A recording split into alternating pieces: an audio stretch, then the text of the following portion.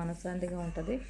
దాని గురించి నేను లక్షవారం శుక్రవారం అనేది నేను పూజ చేసుకుంటాను. టైం 8 అయింది. ఇంకొక గంట టైమే ఉంది మనకి డ్యూటీకి వెళ్ళడానికి. ఈ గంటలో నేను స్నానం చేసేస్తానండి. దీపారాధన కోసం సామాను కడగడానికి అయితే నేను పట్టుకెళ్తున్నాను.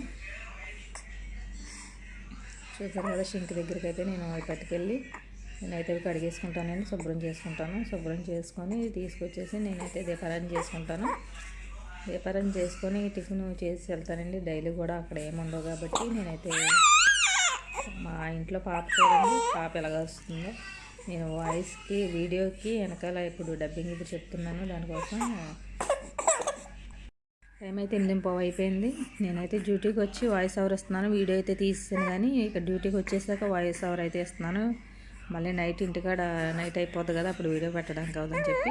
చూసారు కదండి, పిండి అయితే తీసుకున్నాను. పిండి నేను వారానికి ఒకసారి ఆడేసుకొని పప్పు బియ్యం ఆడేసుకొని ఇలాగా పెట్టేస్తాను.